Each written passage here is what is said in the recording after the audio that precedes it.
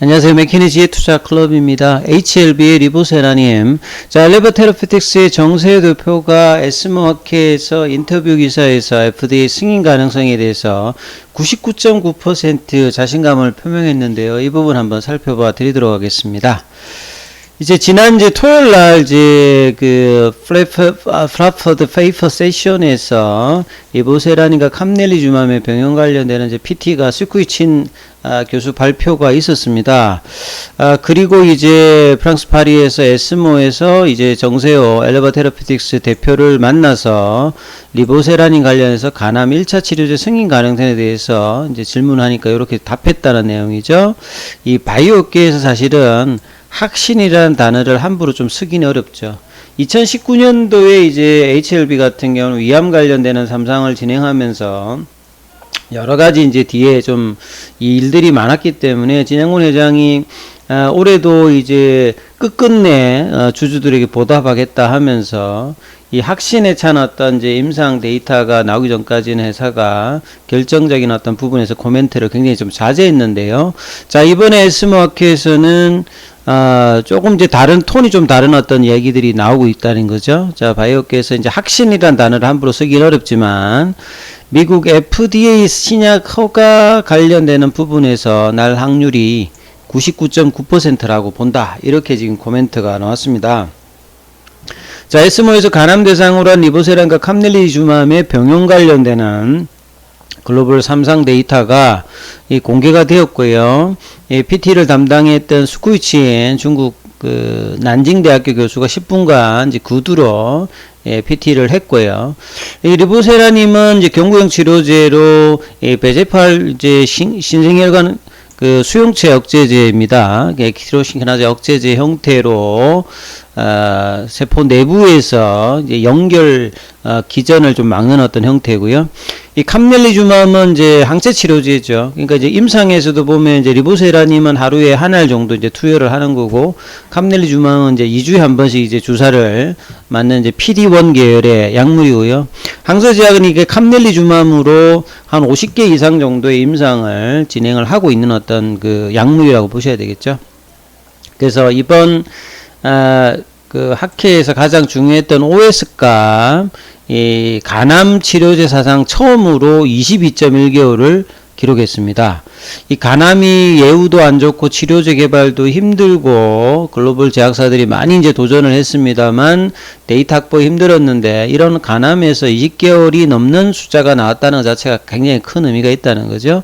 자, 2007년도에 이제 간암 1차 치료제 승인받았던 바이엘의 넥사바가 이번에 OS 값이 15.2개월 정도 나왔고요. 2020년도에 로시의 아바스틴 티센트릭 조합이 19.2개월이었는데 19.2개월을 무려 3개월 이상 연장시킨 22.1개월이었죠. 그리고 이제 약이라고 하는 게 사실 이제 약효도 좀 중요합니다만 안전성이 있어야 돼요. 그 약효는 좋은데 안전성이 나빠도 약이 될 수가 없고, 안전성은 좋은데 이제 약효가 없으면 또 그 약이 될 수가 없잖아요. 그래서 아무리 이제 통계적 유의성을 확보했더라도 부작용 문제가 이제 해결되지 않는 한에 이제 시장 확보가 힘든데, 이번 이제 병용 관련되는 부분에서는 그레이드 3는 쉽게 말하면 이제 의료진들이 이제 처방을 해야 되는 어떤 단계라고 보시면 돼요. 그래서 3등급 이상의 어떤 부작용이 나타난 게 대조군 대비해서 이게 높았는데, 이 부분에 대해서는 진양군 회장도 유튜브에서 이야기를 했어요. 그러니까 리보세란의 어떤 병용 투여 기간 자체가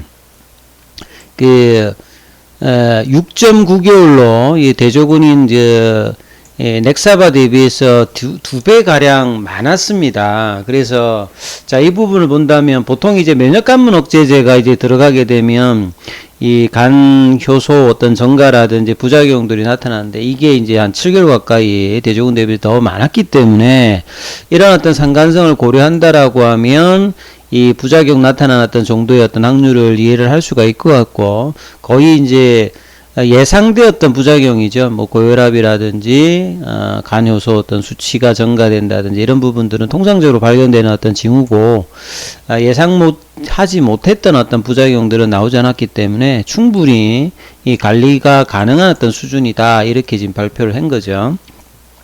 그리고 이제 이 정세 대표 같은 경우에는 미국에 이제 뉴욕 주립대 이제 약학 박사를 이제 졸업해서 미국에 이제 빅파마죠. 브리스톨 마이어 스퀘어라든지 일본의 이제 다국적 제약사인지 뭐 이 다케다 제약이라든지 이런 어떤 글로벌 어떤 신약 개발에 있었고, 그 다음에 이제 RNA 관련되는 이제 LIM 쪽에서도 이제 부사장으로 있었죠. 그래서 FDA 이제 근무할 때는 항암제 부서에 있으면서 그 IND라고 하죠. 이제 임상 시험 이제 계획 신청하는 이 부분과 NDA 심사 업무를 좀 담당했기 때문에 FDA 관련해서 이제 신약 허가 절차 전반에 대한 어떤 이제 예제는 없습니다. 그리고 이제 같이 이제 그 엘레바 테라피틱스의 그 선임되었던 이제 장성훈 부사장 같은 경우에도 NDA 심사 과정에서 뭐 단연간 경험이 있기 때문에 이런 어떤 이제 FDA의 근무 경험과 이해도를 가지고 있는 분들의 어떤 발언이니까 그냥 일반적으로 우리가 제약회사나 바이오텍에서 자사의 약물에 대해서 긍정적으로 이제 코멘트하는 건 대부분인데, 좀 나름 이제 막연하게 어떤 감정적으로 한 코멘트가 아니라 데이터에 근간을 해가지고 발표를 했다, 이렇게 좀 판단할 수 있을 것 같습니다. 그래서 정세 대표가 이제 3월 달에 이제 엘레바 테라피틱스에 들어왔는데, 이 당시에도 사실 이제 위암 관련되는 부분에서 데이터를 마무리하고 해둔 게 향후에 이제 선약 남성암이라든지 위암이라든지 그 다음에 저응증 확장에서 뭐 대장암이라든지 유방암 쪽으로도 계속 기타 암종으로도 확장 과정에서 FDA 관련되는 부분에 많이 뭐 이제 경험이 있으니까 도움이 되겠죠. 그래서 HLB가 이제 임상을 통해서 가지고 있는 임상 데이터라든지 지금까지 준비되었던 자료들을 본다라면 굉장히 확률이 높다라고 말할 수 있다, 이렇게 이야기를 했죠. 그리고 이제 이번 임상은 FDA와 해서 2019년도에 이제 중국의 임상 이상을 데이터를 보고 FDA가 3상을 흔쾌히 지금 승인을 해서 이제 다국가로 13개국에서 600명 가까이 임상 환자를 대상으로 했는데요. 이 간암이 이제 아시아권 환자가 전체가 많고, 아시아권이 많다 보니까 이제 중국에서의 어떤 비중이 있겠죠. 그래서 이중 아시아 환자가 80%가 넘습니다. 그래서 최근에 이제 상반기에 중국에서 이제 FDA 신청했던 면역관문 억제제 관련되는 부분에서 FDA 뭐 이제 반려라든지 데이터가 좀 부족했다, 이런 것들이 있었기 때문에 여기에 대한 어떤 질문들이 최근에 많이 있죠. 그래서 뭐 미중관계라든지 임상 환자의 어떤 비율이라든지 소구인 비율이 좀 작지 않느냐, 이 부분이 이제 앞서 이제 좀 통계적 위성을 실패했지만 이 이제 키트루다하고 이제 렘리바 관련되는 부분의 어떤 임상 프로토콜하고 좀 차이가 있는 부분을 좀 질문한 거죠. 그래서 이제 소구인 비중이 좀 작더라, 그래서 FDA 승인이 장애물이 좀 되지 않느냐, 이런 질문에 정세 대표가 그렇지 않다, 간암 환자의 70여 %는 아시아인이고, 이런 부분을 고려해서 FDA하고 이제 3상 관련되는 프로토콜에서 2019년도에 협의를 해서 이제 진행을 해왔던 부분들이니까요.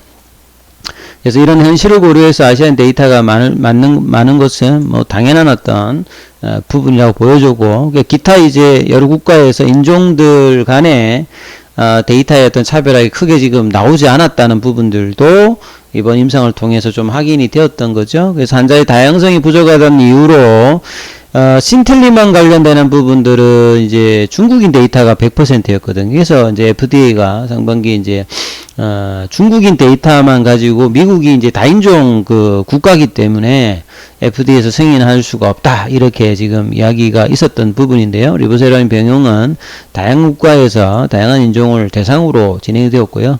10월 달에 이제 NDA 관련된 미팅을 이제 진행할 예정이기 때문에 빠르면 이제 내년 1분기 내에 NDA 신청을 지금 예상을 하고 있고요. 최종 이제 결과는 내년 뭐 이제 하반기 정도 되어서 나올 가능성이 굉장히 많다라고 보여지는데요. 이거에 좀 앞서서 좀 속도가 빠를 수 있는 이 선약 남성암 관련된 부분들은 아예 이제 이거는 치료 자체가 없는 어떤 부분들이기 때문에 NDA 신청 관련되는 부분들을 올해 안으로 하겠다, 이런 이야기들도 있었죠. 그래서 이번 이제 6월 달에 아스코에서 선약 남성암 데이터 관련되는 부분이 부작용도 좁다 이런 뭐 장점들을 가지고 있기 때문에 리보세라님의 장점이 경제성뿐만 아니라 여러 가지 적응증의 확대, 그 다음에 부작용이 작고, 그 다음에 같이 병용을 했을 때는 병용 파트너가 세포독성 항암제든 면역관문 억제든지 그 부분을 활성화를 시키는데 도움을 주고 있는 굉장히 장점이 많은 어떤 약물이다 이렇게 보여지죠. 그러다 보니까 향후 이 고용암 중에서 대장암, 위암, 뭐 난소암 이런 쪽에 어떤 꾸준한 확대가 나올 걸로 보여집니다. 그리고 외신 보도에 이제 해외 사이트에서 보면 이 pipelineReview.com에 보면 이런 내용이 나오죠. 엘레바 테라피, 그러니까 항서제약 입장에서 좀 이제 기사가 좀 나왔던 부분인데요. 자, 엘레바 테라피틱스와 공동 그 프로그램인 이번 이제 간암 관련되는 삼상 관련되는 부분 어떤 내용이 지금 나옵니다. 그래서 중국에 이제 본사를 둔 항서제약이 이 캄넬리주맘과 이 리보세라닌 관련되는 부분의 그 결과 발표를 이제 9월 10일 토요일 날 했다는 소리죠. 간세포 관련해서 리보세라닌과 이 캄넬리주맘과 소라페닌 간의 어떤 대조군 관련되는 부분이고요. 그래서 요 데이터가 나옵니다.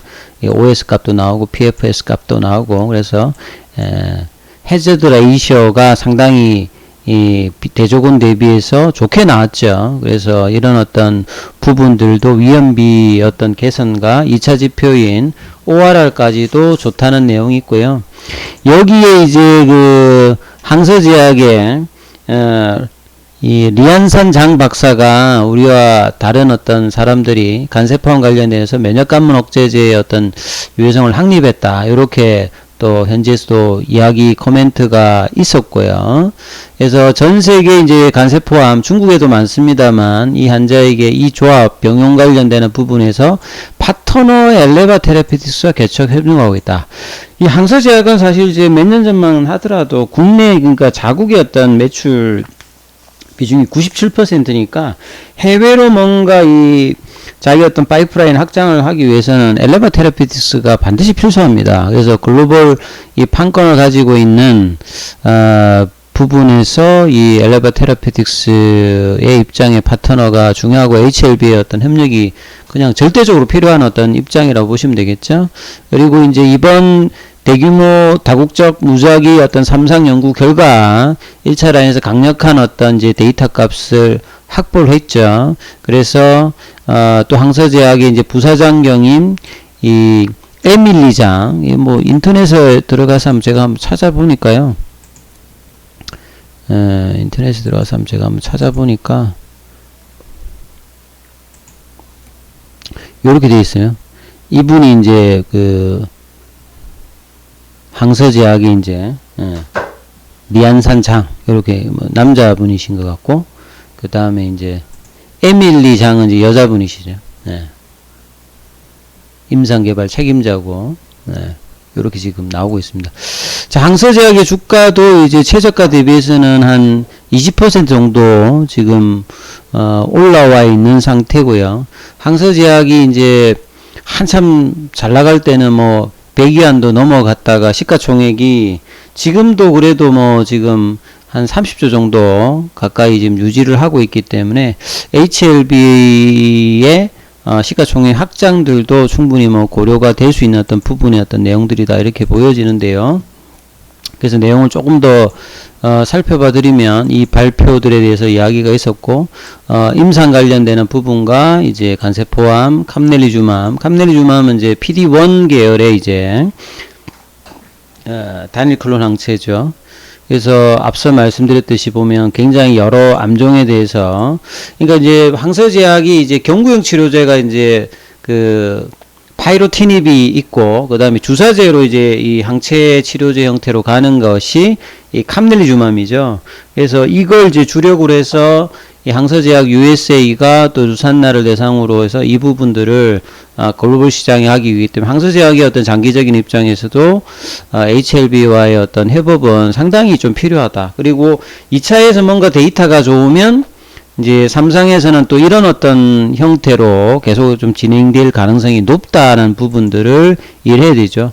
자, 항서제약이 이제 2019년도에 글로벌 제약사 47위에서 올해 32위. 그래서 상당히 이제 2014년도에 리보세라님을 중국에서 이제 위암 관련되는 부분으로 승인되면서 본래는 이제 제네릭 회사에서 이제 이 R&D 중심으로 항암제 시장에서 굉장히 부각을 받으면서 올라갔는데요. HLB와 이후에도 계속 이제 시너지 효과를 내지 않을까 이런 생각이 듭니다.